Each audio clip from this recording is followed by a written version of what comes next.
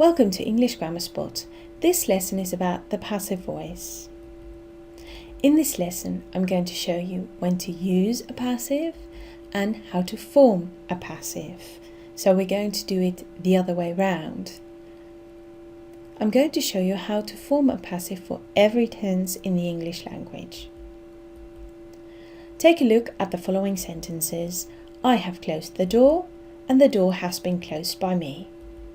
The first sentence is an active sentence. The second sentence is a passive sentence. Now usually we turn active sentences into passive sentences. So what we do is the object of the active sentence becomes the subject of the passive sentence. And the subject of the active sentence becomes the object of the passive sentence. So I has become me and the door has become the subject of the passive sentence. Now, when do we use a passive? I'm going to tell you some technicalities. Be not alarmed, the passive is not hard, but there are some things that you need to know. We use a passive when the subject of the verb, so in the example before, is more important than the person or thing carrying it out, the object. So in the example before, the door was more important than me closing it. The object of the passive form is usually left out because it's not important, or as in my example, it's preceded by the word by. When we want to change an active sentence into a passive, as I already said, the object of the active sentence becomes the subject of the passive sentence. The passive always needs to contain a form of the auxiliary verb to be and a past participle. Remember, the English language has regular and irregular verbs. So for the regular verbs, a past participle is made by adding ed to the base form of the verb, or we use its own unique form. So for instance, take, took, taken, that would be a past participle taken. Now the auxiliary verb takes the tense of the verb in the active sentence. So when we change an active sentence into a passive, we need to put the verb to be in the tense of the active sentence. The main verb in the active sentence is turned into a past participle. Now I don't hope that your head is spinning because it's really quite easy. I'll show you. So we're going to turn an active present simple into a passive present simple. She buys tomatoes. Now remember, we're going to swap she and tomatoes around. So we're going to start with tomatoes. A passive is made by the verb to be and the past participle. So we need to pick the correct form of the verb to be for tomatoes, which is are here. So tomatoes are bought by her. Remember, buy, bought, bought. Another example, the present continuous. An active present continuous is they are taking down the police station. Now for the passive form, we need to maintain that continuous form, and that is quite hard. So we need either to use am, are, is, and then the continuous form, being, and the past participle. Don't forget to put in being into a continuous passive when your active sentence was a present continuous.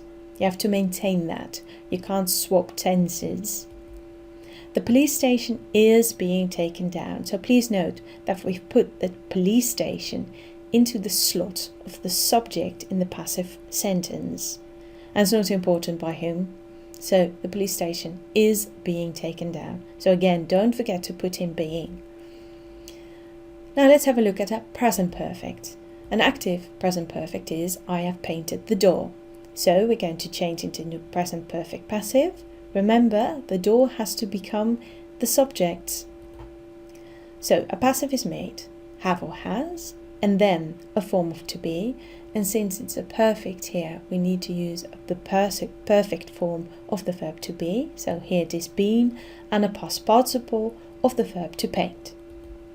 The door has been painted. So pay attention that in the active form it was I have, but since in the passive form the door has become third person singular, we need to use has. The past tenses. First, the past simple. Active. They sold the car yesterday. Remember, just as in the present simple, we need to use a form of to be, so was or were, and the past participle. The car was sold yesterday. A past continuous. An active sentence. They were cleaning the house. So, to make it into a passive, we'll put the house, the subject of the passive form, a passive sentence. Remember, don't forget to put in being. Passive, was or were plus being and the past participle. The house was being cleaned. It was done by them, but that's not important. The past perfect. The active past perfect. They had given him a job, and the passive we use had plus been, just as in the present perfect, and a past participle to give, gave, given. He had been given a job. Now I'm going to take you through the future tenses. In the simple future, he will give you his number. For the passive, we use will, and then the infinitive form of the verb to be, so the base form, and the past participle. You will be given his number. The past future. He assured me he would post the letter. That's a past future. For the passive, we use would, be, and a past participle. He assured me that the letter would be posted. And for the future perfect, we will have put up the tent before you get back. And the passive will plus have been plus the past participle. Remember, it's a perfect, so we need to use been. The tent will have been put up before you get back. So that were all the tenses. Remember, use a form of to be and use the past participle. Finally, the modals. Can, could, should, might, must, may, etc. Quite easy. An active example. She can help you with your homework. Can is a modal here. To turn it into a passive, we use can, the base form of the verb to be, which is be, and the past participle. You can be helped with your homework. Now, in the English language, we do not only have objects. There's also such a thing as an indirect object. I'll show you an active example. They gave me the letter. They is a subject and the letter is an object, the direct object. But me here is an indirect object. So what do you do when you need to change an active sentence into a passive, but it contains both an object, the letter, and me, the indirect object? For the direct object, the letter was given to me. Quite straightforward. But then, for the indirect object, I was given the letter. So please note that the me has changed into I, because you cannot say me was given the letter. So both options here. We also have such a thing as a prepositional object. Somebody must deal with the problem. So with the problem is what we call a prepositional object. To make it into a passive, we do the following. The problem must be dealt with. So remember, must here is a modal. We add be and then the past participle form of deal, which is dealt. Yeah, so the problem must be dealt with. And then we put the preposition at the end of the sentence. Let's have a look at passives and subclauses. He suggested that we should leave at once. That we should leave at once is a subclause. Now, subclause is a piece of a sentence, but that cannot exist on its own.